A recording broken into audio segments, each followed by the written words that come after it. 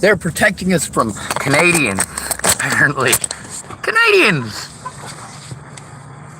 They're protecting us from, well, apparently, people in Kiev. Can you imagine that? Racists like jockstrap aldean. Then we've got the sheer quantity of murders committed by women against children. Well, we want to give parents special treatment. The fact is that that special treatment leads to child molestation, incest, rape, and death. Pretending that parents could do no wrong has resulted in parents getting away with doing more wrong than anyone else. Out of 1,000 cases of child molestation, only one of those will be committed by a stranger. Only one. One in 1,000. When it comes to child molestation, 80% of the time it's one of your parents. 80% of the time. We've got many women who have spoken up, especially recently, about being molested by their mothers. Yeah. And of course, we got jockstrap aldean wanting to talk about how great small towns are. Really? Let me tell you about Chapel, Nebraska. I moved there when I was 15. I didn't know nothing about white people or small towns. I grew up in the system in big cities. I grew up in the system in Denver. Yeah. Tell me that's not a rough crowd. I also went to minority high schools. Just over 81% of those who attend high school at Lincoln High School in Tacoma, Washington, 81% of those people are minorities. Just a little under 19% of them are white. Also, most of those people who identify as white were Heinz 57s like me.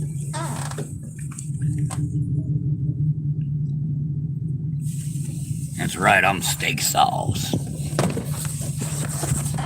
Those of you who want to pretend that I'm schizophrenic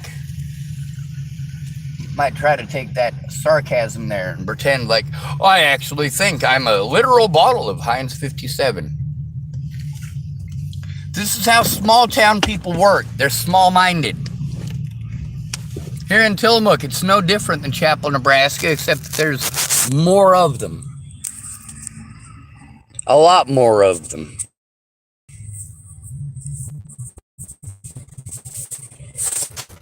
Whereas small town Chapel, Nebraska, that's not how it works. Small town Chapel, Nebraska, a lot smaller than this. You're either one of the popular people or you're ostracized into seclusion.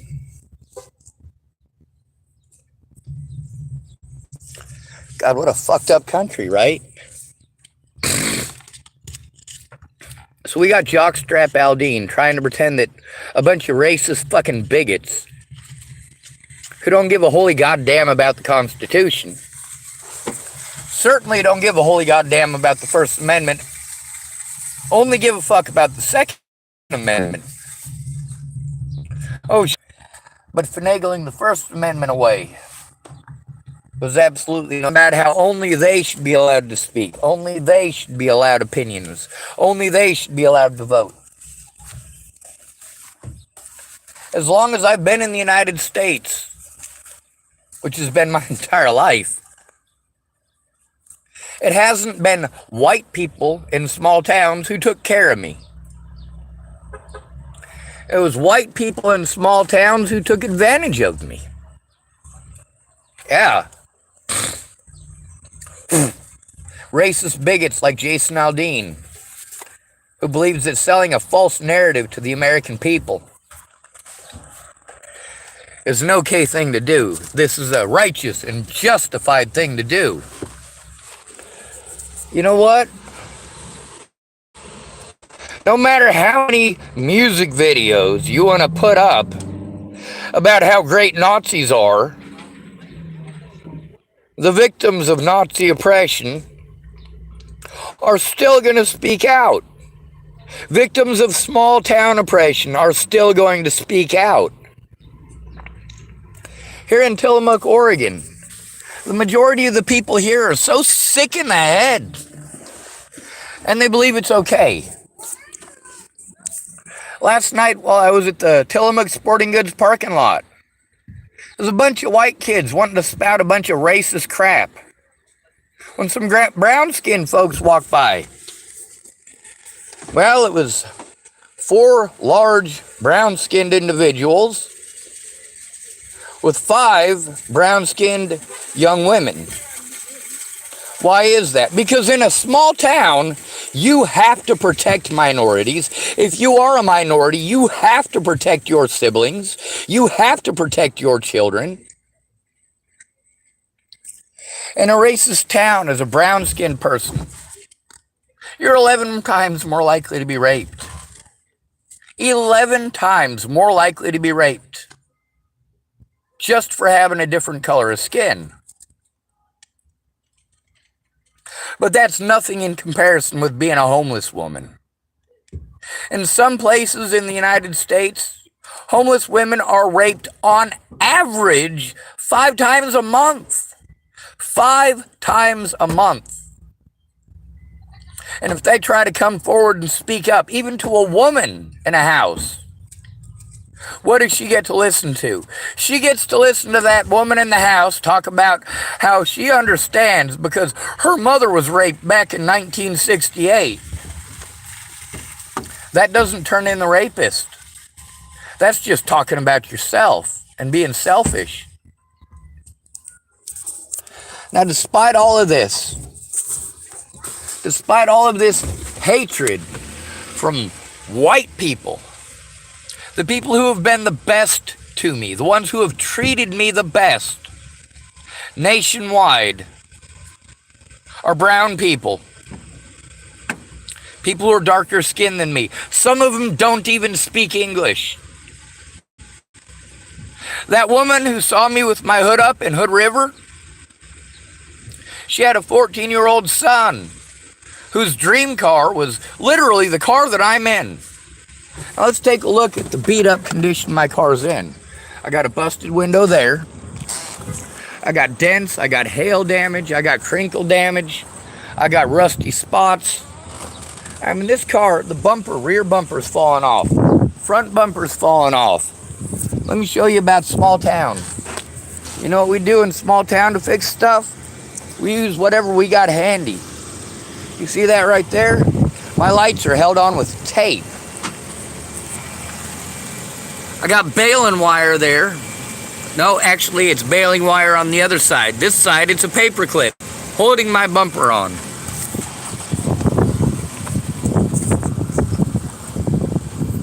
Woo! Now what does this have to do with women murdering their children? What does this have to do with Jason Aldean? When's the last time that Aldean feller had to worry about where his next meal's coming from? When's the last time he had to live paycheck to paycheck? When is the last time he actually lived in a small town? He lives in Nashville. Nashville. This boy don't know shit about small towns. What he knows about is systemic racism. Now, y'all know that I speak horrible, horrible things about people playing the system because of systemic racism. That's not the same thing as pretending it doesn't exist. See, my problem with this systemic racism crap, as far as the other victims go, is the sheer quantity of people who want to play victim just because of the color of their skin. Oh, well, I could never possibly do anything wrong. That officer wouldn't have busted me with all of that methamphetamines and fentanyl if he hadn't been racially profiling me for being black. Go fuck yourself. White people are racially profiled all the time. We can see it on YouTube, we can see it on Facebook, we can see it in real life. I don't know how many of y'all have actually lived in a black neighborhood, an actual black neighborhood. Not a neighborhood where you have a few black people scattered throughout here and there that are all whitewashed and sound like white people. I'm talking about an actual black neighborhood. Yeah, you're going to get your ass beat for being white. Same as in a small town, you get your ass beat for being black. Get your ass beat for being Hispanic. Get your ass beat for not speaking English. It ain't any different or any better from the black community towards white people. Except that systemically, we make excuses for black people now. It's okay for black people to harm folks. It's not okay for a white man to defend himself against a black man because, well, racism is on both sides of the line. You got no idea how many black people have assaulted me and continued to assault me and proceeded to further continue to assault me, all the while yelling at me, call me the N-word. I know you want to. Call me the N-word. I dare you. Call me the N-word. Because somehow magically, if they can coax you into saying the N-word, then it magically justifies them harming you. And just as I say about evil women, I got to say about evil black people too, that not every black person takes part in this, and I am thankful for the ones that do not.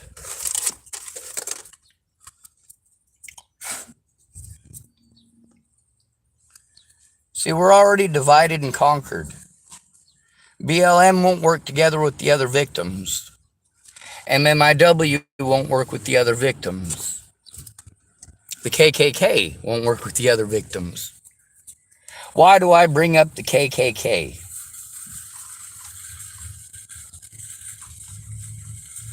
Why do I put them in the same category? Well, for the same reason as I bring up Autism Speaks versus the autism community. Autism Speaks does not speak for us. Autism speaks for our predators.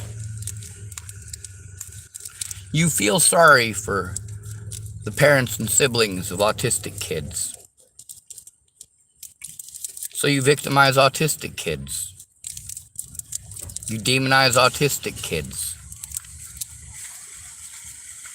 BLM is not about equality. It's about white bashing. It's about racism, systemic, from the black community.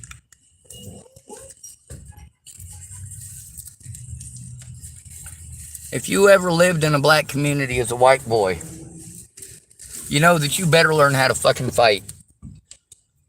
And you better learn how to fucking lose too. When I was about 13 years old, I was in Child Study and Treatment Center in Kent, Washington. Orcas Cottage.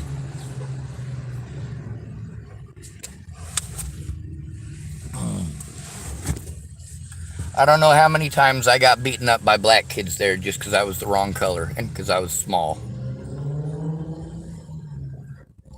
Child Study and Treatment Center, what a name, right? You'd think with a name like that, they'd stick up for children. They'd actually find out what's up. But really, it's just I remember the systemic racism there. I also remember there was a lot of Native Americans there. That was one of the places where it was real heavy with the call me the N-word.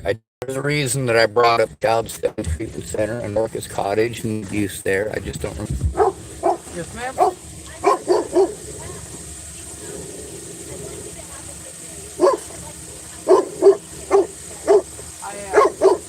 If he sniffs me, he might feel better. Oh my God, I love him already. Thank you. Yes, ma'am.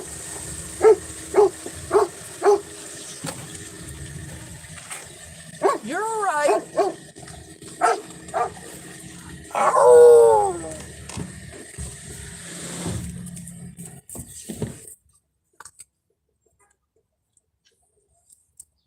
He was a very good boy. Just so you know, that wasn't a nice bark. That wasn't a, I want you to pet me bark. That was a, what the fuck are you getting up and talking to her for?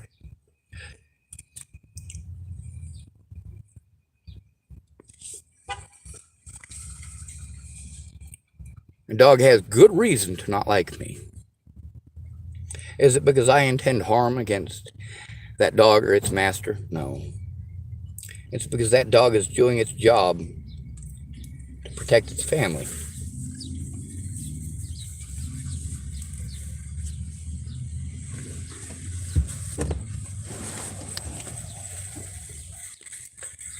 When I was in Child Study and Treatment Center, I got ganged up on frequently, got beat down frequently. And one of the things that was very common with those youngins is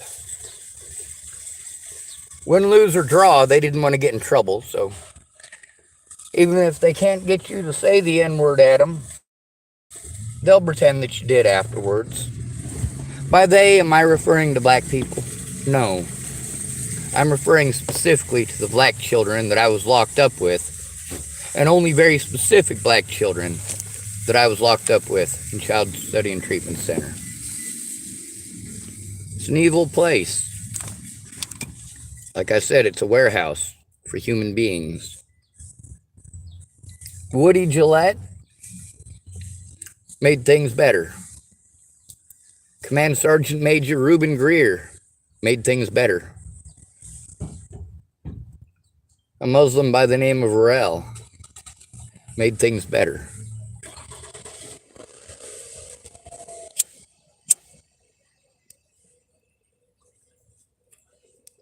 There was also a staff member there named Gretchen. And she did slightly make things better.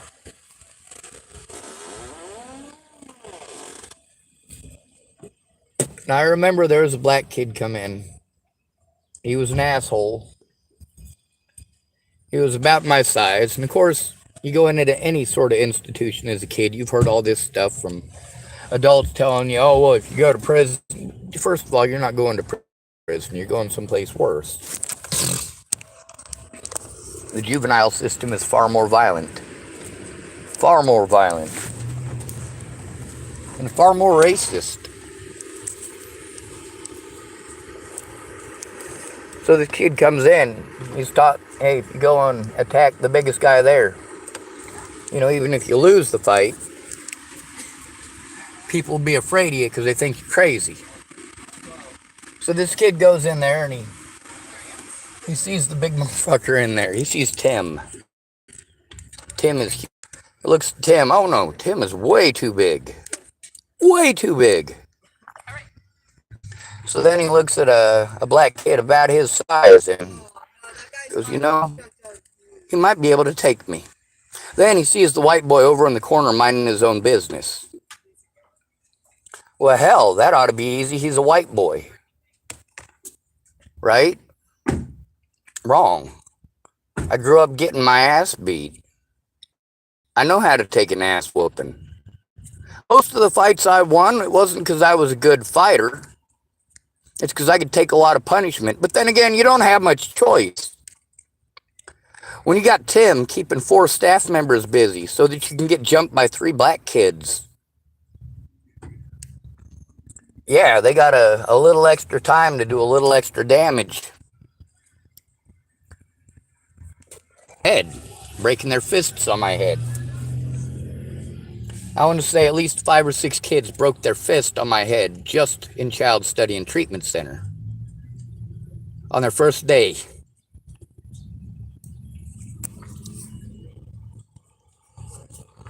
Yep. God bless America. Right? Now here's one of the things that I remember. One of these kids come in, and he didn't fight me on the first day. He waited a whole week, and they had to juice him up and hop him up by storing up their medications. You know, he wanted to not feel any of the pain. This guy was scared to fight.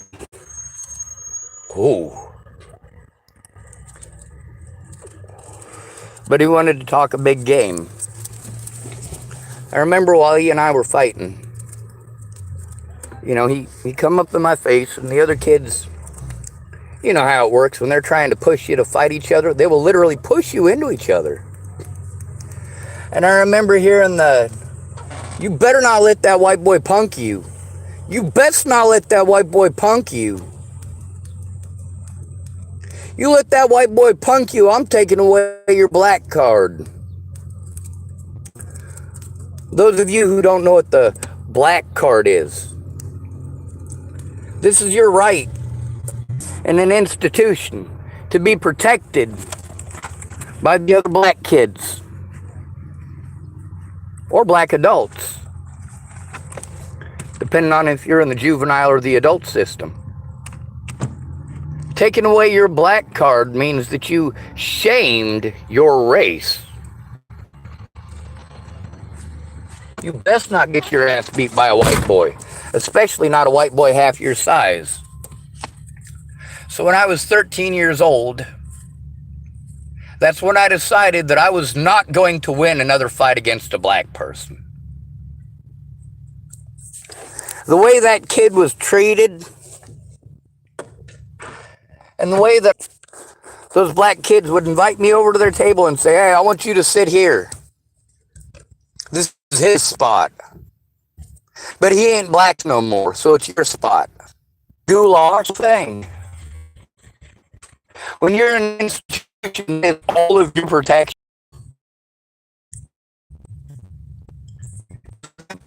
Before that, when I got into fights, I remembered what hurt me the most.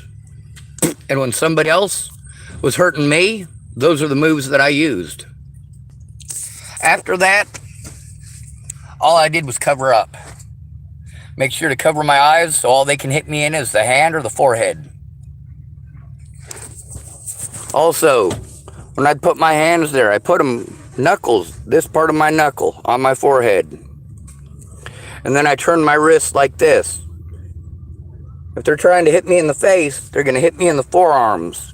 And yeah, it's going to come down on my face and come down on my nose, but not nearly as hard as being socked, as hard as you can with somebody's fist. When it comes to racist towns, you are not likely to find a town in America, any small town, that is not full of racist bigots. You might get lucky and find a town, or a town like Sunol. Sunol is no longer a town. They used to have 6 people who lived in Sunol. But then all their kids don't have a post office. Used to be a post office there. Like I said, small town.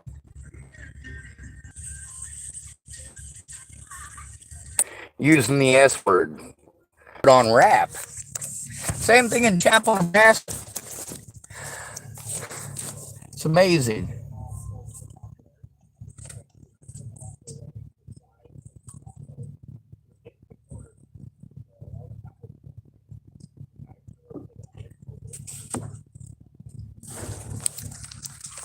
And then we got jockstrap aldean,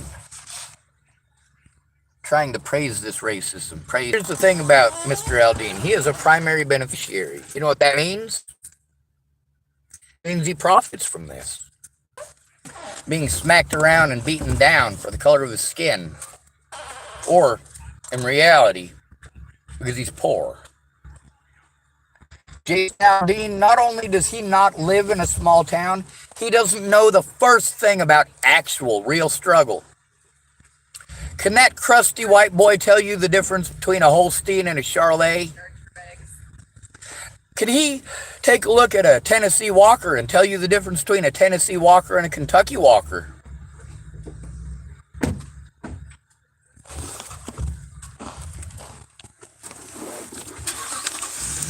Can he tell you the difference between, well, any livestock at all? Or is he just a Nashville city boy playing country? Is he just a pampered white boy, got everything handed to him, and wants to talk about how great America is? Because he's a primary beneficiary. When you want to talk about white privilege, are you talking about me or are you talking about Jason Aldean? When you're talking about white oppressors, are you talking about me? Or are you talking about jockstrap Aldean?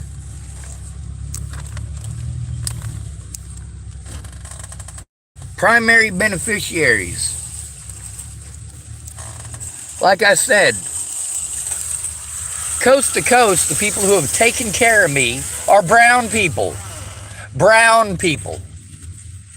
That woman who had her 14-year-old son fix my car in Hood River, he did it for free. She told him if he wants a Honda Civic hatchback, that he better fix my car. Did I understand a word of what that woman was saying to me? No, I didn't. Her son had to translate for me because he spoke English and she didn't. Does the fact that she didn't speak English make her any less of a person? Hell no. She saw an issue. And unlike the hundreds of white people who drove by, she saw me, realized that there was an issue, that I needed help, that nobody was stopping. And she did a good thing for me, despite the color of my skin. How many of y'all see a black man on the side of the road having issues? How many of you are going to stop? How about if it was a white guy? You're more likely to stop if it's a white guy. And you're over 30 times more likely to stop if it's a female. Over 30 times more likely to stop if it's female. Now I say it, not to refer to females as inanimate objects, but to show that the bias and the bigotry in the situation.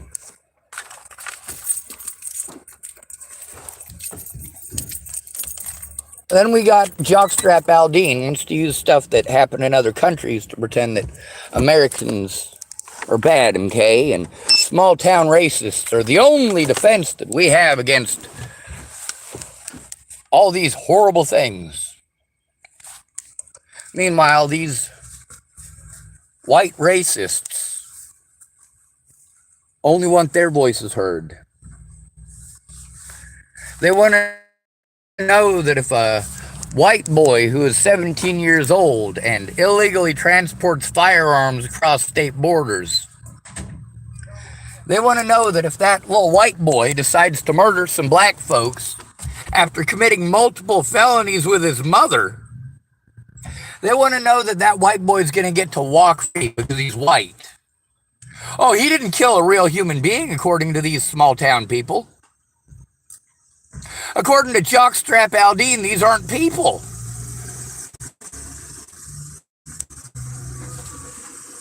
So no, I have no respect for people in small towns. I have no respect for soldiers. I absolutely abhor soldiers of any nation, but especially this one. Despite that, I'm not asking anyone to kill soldiers. I'm not asking anyone to hurt soldiers. Even if I don't like you, I want you home and safe with your family. Even if you're a racist, even if you're a bigot. Now, when we want to talk about small town pride, are you talking about the 7? How about the increase of teenage pregnancies? Or the massive quantity of abortions that come from small towns? How many girls from small towns want to give birth to their brother's kid, their father's kid?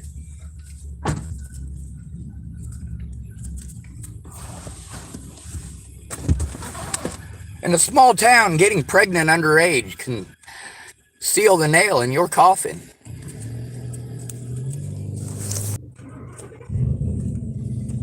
One of the popular things in small towns is the girls in small towns losing their virginity to Harveys. What's a Harvey?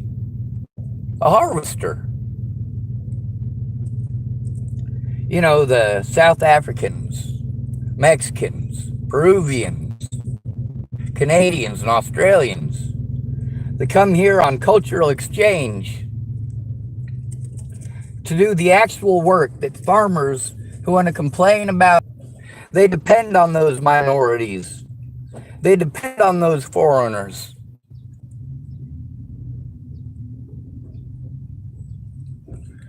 In small towns, small town girls have a bad habit of finding a harvester, an adult, to lose their virginity to because he's so hot. Also, he's going to be leaving within a week. So you can still run around. Small towns, you learn how to lie. Or you end up like me. If you don't hate who they hate, then they'll hate you too.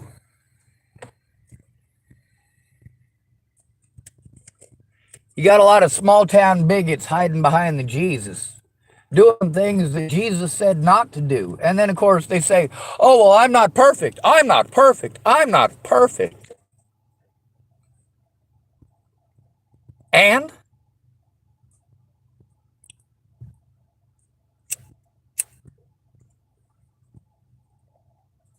it's your bigotry and cowardice that I have an issue with. It's your belief that if you gang up on one person as a group and make their life living hell until they have a mental breakdown. Is there anything good about small towns? Yes. Yes, there is. There have become more people similar to me who are in small towns, who are not gay, but will still take an ass whooping for a gay person. Who are not black, who were bullied our entire lives and paid attention to the curriculum, the assignment.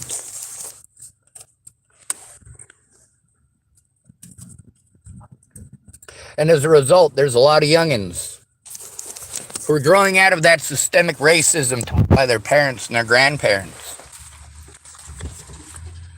As a result, Nebraska's biggest export is Nebraskans. It's not until they realize how truly expensive it is to live anywhere else that those Nebraskans eventually travel back home to Bigotsville, Chapel, Nebraska.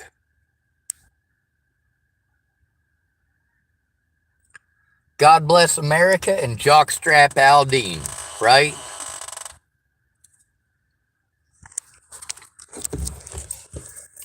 You're the primary beneficiaries of systemic racism. And then you want to talk about how good you are for being a racist piece of shit. Go stick your head in a toilet and flush.